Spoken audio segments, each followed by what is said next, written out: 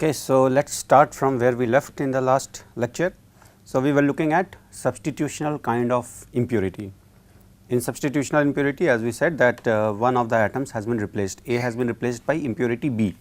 Therefore, we have different kind of bond. So, initially what should have been AA bonds now has been replaced by AB bonds, and we said that this delta HF, the enthalpy of formation, can now be approximated by difference in this bonding energies. Now, let us we also consider the situation of ideal solution where HAA, that is the bond between AA, is same as the bond between AB and the bond between BB, and in that case as you can see that delta HF comes out to be approximately 0. So, we have a straight line here, and this is on the x axis what we have is the fraction of B impurities or B particles, and as you keep going this side is the pure B, and then you go from here it is like adding A impurity. So, this is delta HF, it comes out to 0, and this is the minus T delta S term which is which becomes equal to delta G. So, delta G equal to minus T delta S forms like this, and this will be minimum at x b equal to 0.5. Now, next thing that we said we will consider is the non-ideal solution.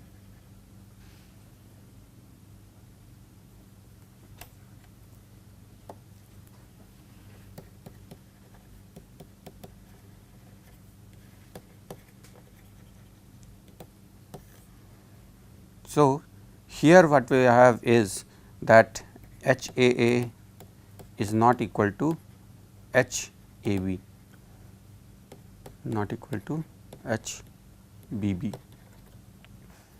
So, how would it look like? This is now our simple the way we have been drawing so far, which is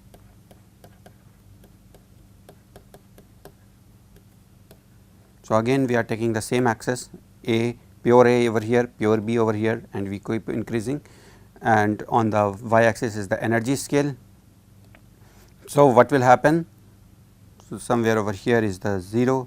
So, when you have let us talk about the pure A. So, you are adding B impurity. So, there will be delta H. So, delta H when B is being inserted in as impurity in pure A. So, this is delta H, and simultaneously for this there will be a T delta S which will go something like this. On this side again we will have pure B and A is being put in as impurity. So, this will, so let me draw it in a more straight line, this is supposed to be straight line. So, this is delta H A going to B. So, here A is acting like impurity and B is the pure material, here B is the impurity and A is the pure material. So, here this will be something like this. So, this is the minus T delta S, and again to differentiate I will say B going in A, and here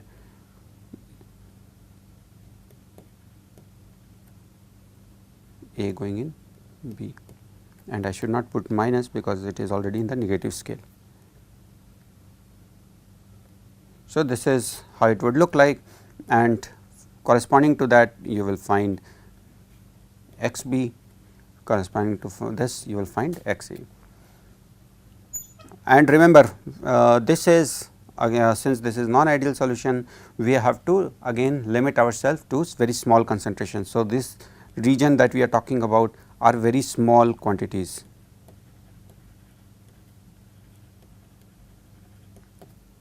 Whether we are talking over here or whether we are talking about here, and in between we do not know, we will need to have a phase diagram to understand what is going on over here. So, I have given a break mark over here. So, in between this you do not know what is going to happen, whether there is an intermetallic forming or something. So, there is gap of knowledge in here.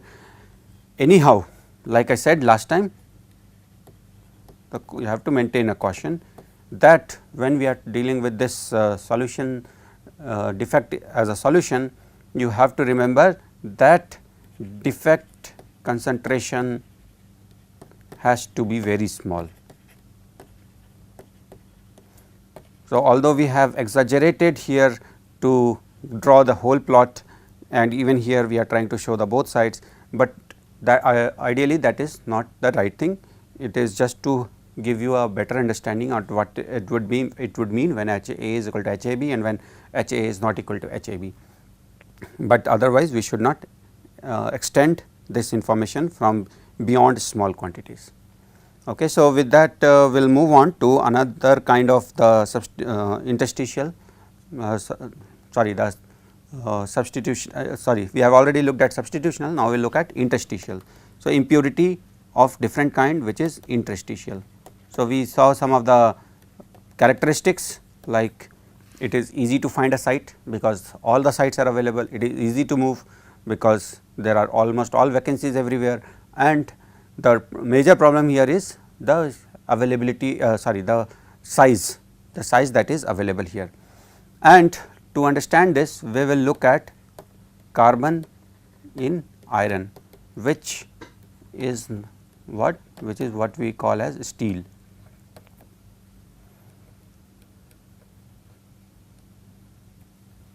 Okay. So, most of you would already know that iron exists in two states, one is the ferrite, what is the structure BCC, and the other is the austenite which is the FCC, face centered cubic, and this is the body centered cubic, and this is at low temperature and this is found at higher temperature. Now, what is the percentage of space occupied in BCC or what is called as packing fraction? We know that packing fraction of BCC is equal to 0.68, and what is the packing fraction of FCC? It is equal to 0.74. So, what does this imply? That BCC is a more open structure, right, because it has more empty space.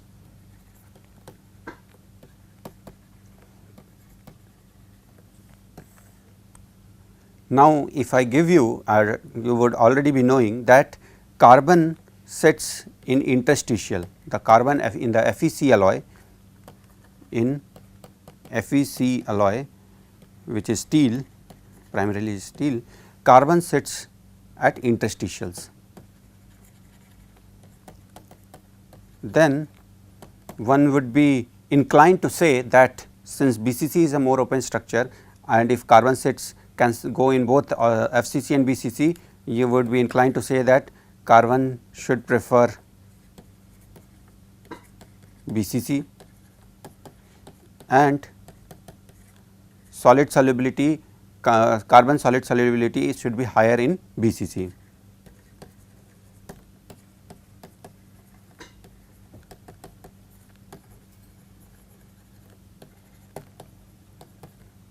This is something that you would expect given these information, that in FeC alloy carbon sits in interstitials, BCC has a packing fraction of 0.68 and FCC has a packing fraction of 0.74, and assuming that the approximate lattice parameter are similar, not different by very large magnitude.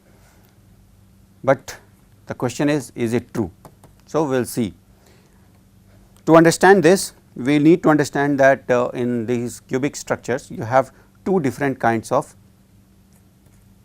voids, because now we are talking about interstitials. So, the atom which set are go to a particular void, and there are two different kinds of voids in cubic system. One is called tetrahedral and the other is called octahedral. Okay. So, now let us look at what do we mean by tetrahedral and octahedral. Tetrahedral means that you have 4 faces. So, it is like a pyramid which has, but a little different from pyramid. So, here you have atom, here you have atom, here you have atom, here you have atom, and inside this space there is sufficient space for one atom. Now, that will depend on the lattice parameter and where exactly this tetrahedral site we are talking about, that we will see in more detail in a moment. So, let me so this is a pyramid with 4 faces, 4 triangular faces, and we have some space in here where you can make a atom set. What is a octahedral?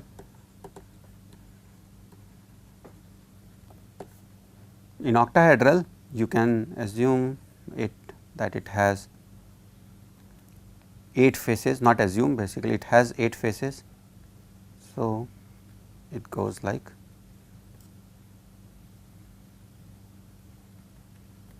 so, here you have atom, here you have atom, here you have atom.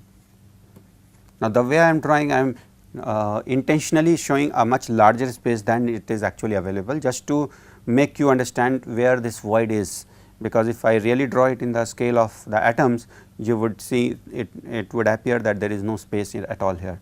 But to make you understand that there is a space here, I have drawn the atoms to be very small, and so there is a space in over here where your atom can sit. So, this is the octahedral void. Now, we will look at the two different systems, which is one is the first, let us look at FCC. So, now I have brought a model over here. So, this is not really FCC. Why it is not FCC? Because here the two atoms have been given different colors. It is showing that these are two different atoms, but let us assume that these are same atoms. Okay, I did not have the model where both of them were of same color. So, for now you will assume that yellow and red are same atom. So, this is the FCC. Now, this is how the FCC would look like. Now, where is the tetrahedral void in this? So, first let us look at the tetrahedral void. So, now where is the tetrahedral void? Remember, this is the same atom, this is same atom, all these are similar atom. So, now if you look at it carefully, this atom, this atom, this atom and this atom. Now, what do you see? Does it form a tetrahedral? These 4 together, all of them, remember, are same atom. Like I said, for the time being, forget the colors, assume that they are same atom. So, 1, 2, 3 and 4. So, 3 face center and 1 corner atom. Do you see a tetrahedral kind of structure? So, this is the tetrahedral void in FCC. So, now you are able to see that. Now, let us go to the other void in this, which is that octahedral void. So, to understand octahedral void, let us look at, so here is one missing atom over here. So, let us assume this tip of my finger is another atom. So, now look at 1 atom, 2 atom, 3 atom, 4 atom, 5 atom and 6 atoms. So, all the face centered atoms. So, this 6 atoms together, they make, what do you see? What is the kind of structure it is making? It is a square on this plane, and there is one atom on the top and 1 atom at the bottom, just around the center of the axis, and this would look very similar to what we have drawn over here. So, this is octahedral and this is thus octahedral in the FCC. So, now we have seen how the octahedral void looks like and how the tetrahedral void looks like, but there is still one more thing. Now, I have shown you this void over here in the octahedral void for the FCC. Now, this is not the only octahedral void over here. Assume that there is another atom, another cell over here. So, there will be face centered over here, there will be face centered atom over here, there will be face centered atom over here, and there is face centered atom over here. These 4 atoms again form a plane square, and along the center axis you again see this atom and this atom. So, this also forms a octahedral. So, in the FCC there is one octahedral at the very center of the cell and also at the edges of the center of the edges, center of each of the edges.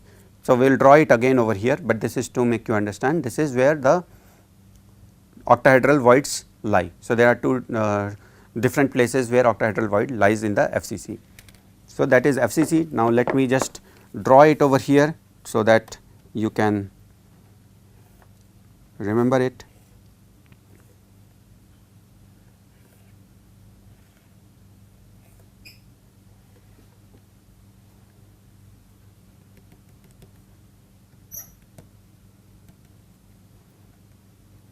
So, this is our cell, and I will draw the atoms light blue so that it does not get too crowded. So, these are the corner atoms,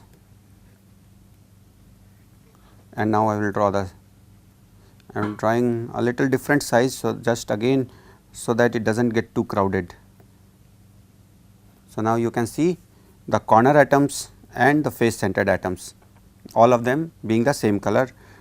So, where did I showed you the tetrahedral? So, the tetrahedral was like, if you assume that this and this face center and this corner.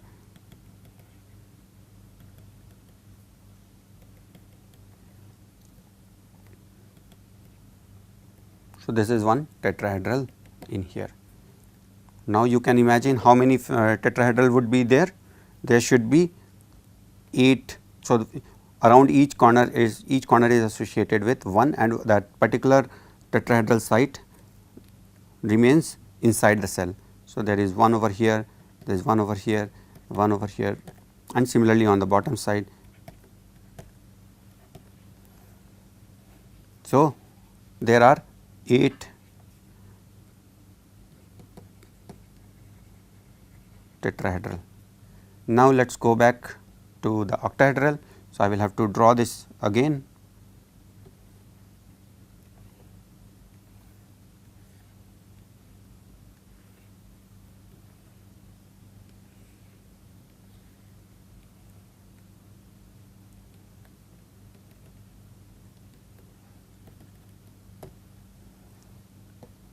So, let me draw the corner atoms.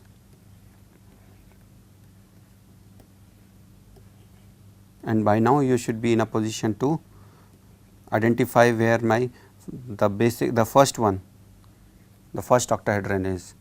So, where is the first octahedron? It is in the very center. So, I will join these. So, this is the plane and these are the 2 atoms. Okay, I have drawn, I am missing 1 atom in the bottom.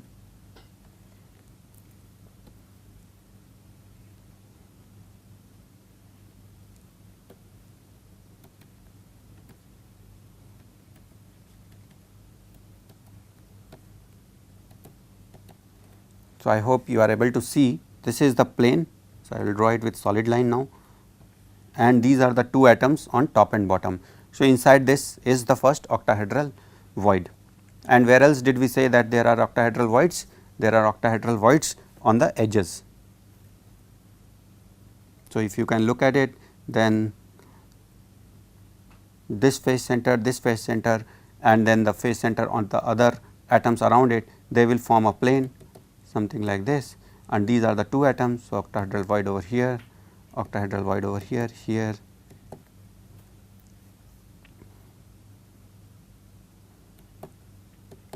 So, similarly for all the edge center, you would see one octahedral void. Now, if I were to calculate the number of octahedral void inside this particular cell. So, the ones that are lying on the edges, they are being shared by 4 atoms, which means there are 12 edges. So, 12 by 4 and plus 1 in the center. So, it is equal to 4 in 1 unit cell. So, there are 4 octahedral voids.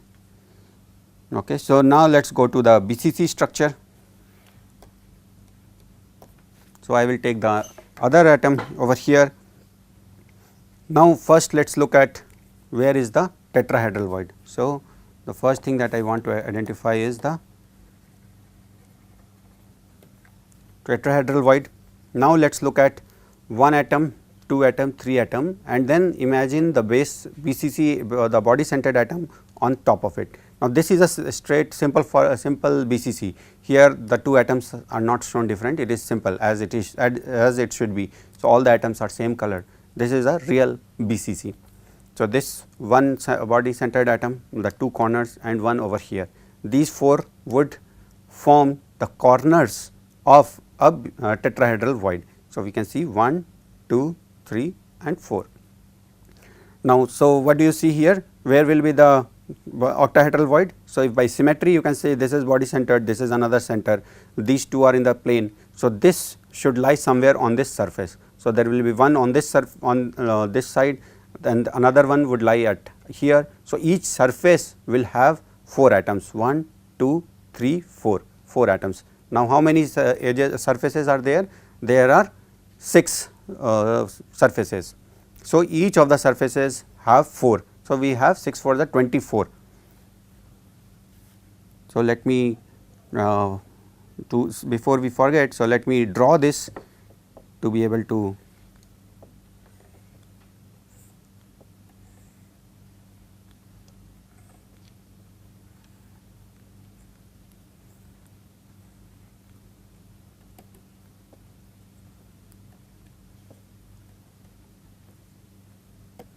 so let us draw the atoms. These are the corner atoms.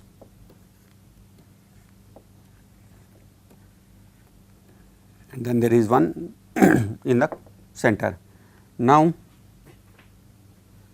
let us join this, and like I said, there will be one on the top. So, somewhere over here, not able to show it as properly, and because of this the tetrahedral void would lie over here, over here.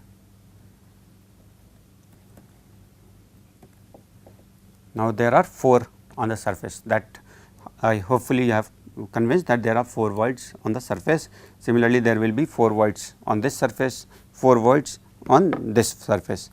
Now, each of these voids are being shared by one more cell over here. So, this belongs to only half of it belongs to this. So, 4 into 6 is the total number, but each of them are being shared by 2. So, 4 by 2, therefore, there are 12 tetrahedral voids.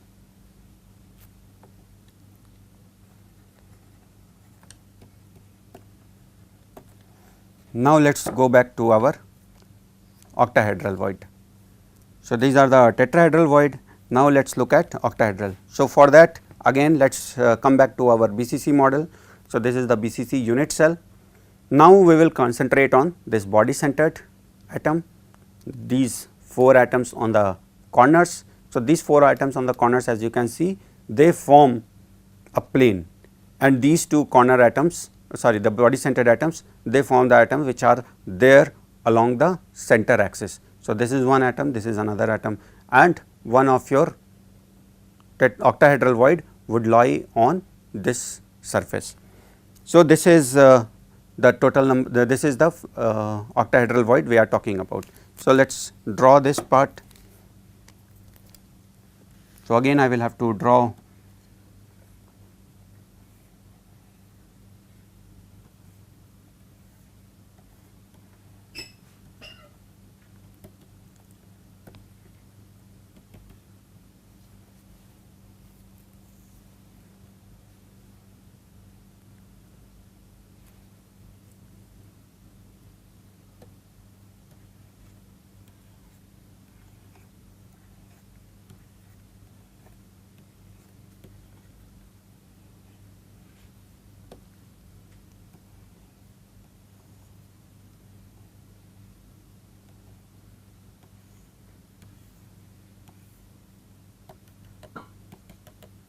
So, these atoms are also connected with the atom on the body centered of the unit cell on the top. So, there is one over here. So, there is one tetrahedral, sorry, the octahedral void over here. Now, try to identify if there are any more octahedral voids over here. So, can you identify? If you again, either you can look over in the diagram, or let us again come back to this BCC model. So, now what you would see is we were talking about 2 atoms one above the other and a plane of atoms. Now, if you look over here, similar kind of structure you have over here. So, this is as good as a body centered atom for some other cell. If we had the cell orientation shifted by half x, half y, half z, then this would have become the body centered. So, this itself will become the center line, and this body center plus this body center plus this body center, they will form one plane, and which means that at the edges of these also lies one octahedral void. So, we have octahedral void also at the edges.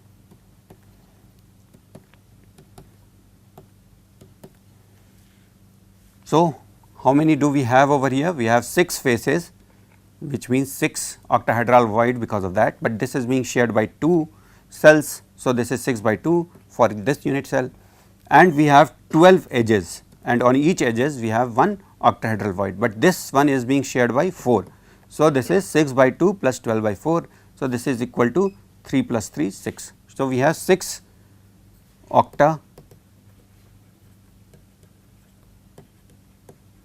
octahedral void.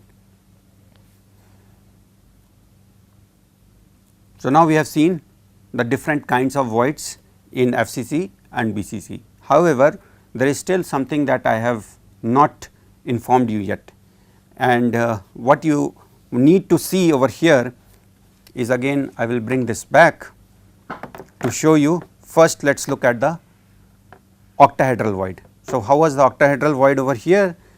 As is expected, this is the plane of the atom, this is the other top two atoms. Now, look at the length of the edges, each of the length from here to here or from here to here, or so each of the neighboring atoms, they have same length.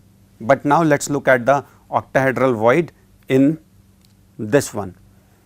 The length from this atom to this atom, this is how much equal? This is equal to root 3 by 2, and this one is equal to 1. So, the length of these the length here between the different neighbors are different, and therefore, this octahedral void is in fact distorted. So, the voids that we see over here in the BCC, you must remember, are distorted. So, this is a very important aspect that will help us understand the solubility of carbon in two different phases. Octahedral void here are distorted. Now, similarly, let us look at the tetrahedral void. For FCC, you remember this and this plus this, these 4 atoms form the tetrahedral void. Now, you look at the length here to here, here to here and here to here, all of them are exactly same in magnitude. But now, let us come back to the magnitude of length for the different atoms in the tetrahedral void of BCC. So, here to here, here to here, here to here, they are same. But now, what is the length of this one to this one? This is equal to 1 and this one is equal to root 3 by 2. So, this is a different. So, again octahedral so the tetrahedral voids are also distorted. So, remember that in BCC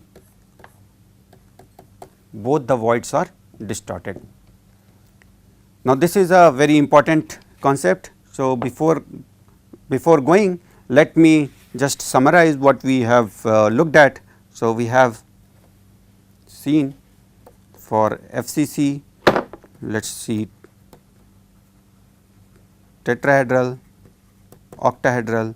Now, for BCC, let us look at tetrahedral and octahedral.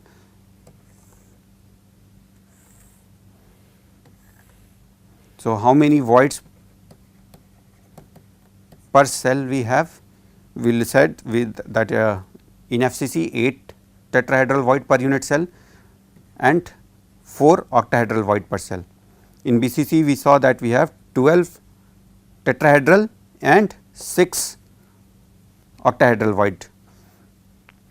How many? Now, we also need to look at void per atom. How many atoms do we have in FCC? In FCC per unit cell has 3 atoms. So, sorry, the 4 atoms. So, that means that for each if we divide by, if we want to get void per atom, then we will have to divide void per cell divided by 4. So, 8 by 4 it becomes 2, 4 by 4 it becomes 1. Now, for BCC there are 2 atoms in one unit cell. So, this becomes 12 by 2 6, this becomes 6 by 2 3. So, this has 3 tetrahedral void per atom, 6 tetrahedral void per atom and 3 octahedral void per atom. Now, the other important factor is that if you do a little bit of geometry, not a little bit, but a little bit involved geometry, you would be able to show that R void by R atom ratio are something like this, 0.225. So, it is just 22.5% of the in the radius for what is the radius of the atom. For octahedral it is 0.414. On over here, if you look, tetrahedral voids are larger. So, these are 0.29 and octahedral void are just 0.155. Okay. Now, I will leave you with just one thought. Which one do you think would carbon atom prefer in FCC and which one would it prefer in BCC? So, here what you see is that octahedral voids are larger. So, This means it will be much more easier, less strain, and therefore, you would say octahedral voids would be preferred. In BCC, you would say that here the tetrahedral voids are preferred, should be preferred, because the sizes are larger and therefore, it will be easier or less amount of strain in the lattice. So, you would say this, but then I would say it is not true. What they prefer still is this one. Okay. So, we will extend this understanding in the next lecture, which will help us to understand more about this interstitial kind of impurity. Thanks.